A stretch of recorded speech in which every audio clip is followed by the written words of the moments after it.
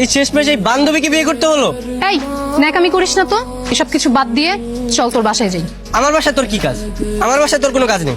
ও মা, বিয়ে করলি আমাকে, এখন বউ নিয়ে বাসায় যাবি না? বিয়ে করেছি মানে এটা কি কোনো বিয়ে? আর তোকে বিয়ে করেছি তাই বলে কি আমার বাসায় নিয়ে যেতে হবে তোকে? দেখ ভাই, বিয়েটা কিন্তু আমি আমার নিজের ইচ্ছায় করিনি, তুই জোর করেছিস তাই আমি করেছি। বাবা ফোন দিয়েছে। হ্যাঁ বাবা। ফিরে কই তুই? বাবা আমি তো জানি তো, তো বিয়ে কি হয়ে গেছে? হয়ে গেছে। যা হওয়ার হয়ে গেছে, আর মানুষের কাছে জানাজানি হবার আগে বাসায় ফিরে আয়। তোকে নিয়ে যেতে বলেছে। আমাকে বাসায় নিয়ে যেতে বলছে মানে? আমি বাসায় যে কি করবো? তুই তোর বয়ফ্রেন্ডকে নিয়ে যা। বয়ফ্রেন্ড পাবো কই এখন? বিয়ে তো আমার তোর সাথে হয়েছে। আজব, বললে আমার যেতে হবে নাকি? আমি যেতে পারবো না। যেতে পারবি না মানে?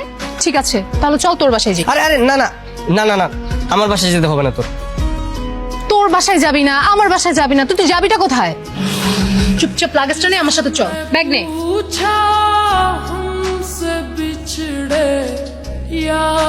আসসালামু আলাইকুম আঙ্কেল। আঙ্কেল?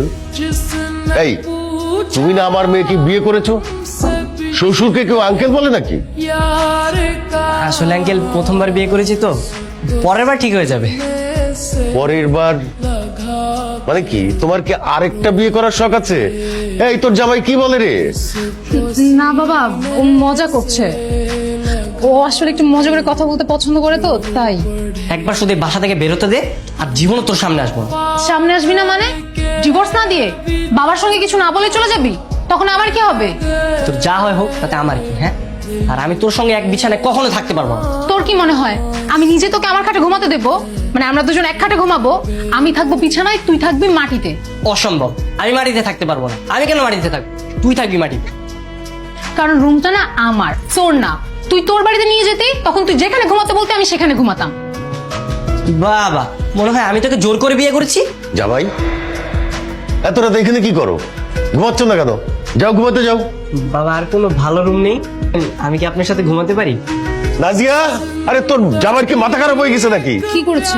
ও বলতেছে আমার সাথে ঘুমাবে, আমাকে বলে যে বাবা আমি কি আপনার সাথে ঘুমাতে পারি? বাবা মনে হয় মজা করে বলেছে। সব সময় সেটা ঠিক না। তোমাকে সব বলছি। এই, তুই না যা, আর কতক্ষণ লাগবে? আমি এত ওয়েট করতে পারবো না। আরে ভাই দাঁড়ান না, আমার গার্লফ্রেন্ডের একটা ঝামেলা হয়েছে, এটা শুনবো না আমি? আরে কিসের দাঁড়াবো? আমাদের জন্য আমার শ্বশুরমশাই অপেক্ষা করছে। আপনার শ্বশুর আব্বাকে? কেন, নাজিয়ার বাবা? গতকাল থেকে তো আমি নাজিয়ার স্বামী। নাজিয়া কি বলে? হ্যাঁ, আমি তোমাকে গতকাল বলেছিলাম না ঝামেলার কথা, এটাই হচ্ছে সেই ঝামেলা। তাই বলে তুমি আরেকজনকে বিয়ে করবে কেন? এই মিয়া, আপনার এত বড় সাহস, আপনি আমার বউকে ধমক দিচ্ছেন? কি বলে? আমি নাকি তোমাকে ঝাড়ি দিতে পারবো না? ঠিকই তো বলেছে। তুমি অন্যের বউকে ধমক দিবা, সে কি এটা মেনে নিবে নাকি?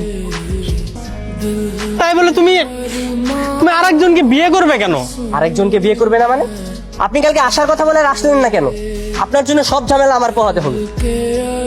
তুমি একটু প্লিজ মাথাটা ঠান্ডা করো, আমি তোমাকে সব খুলে বলছি। না, আমি যাবো না। যাবি না মানে? ডিভোর্স দিবি না নাকি? নাকি সংসার করবি আমার সাথে?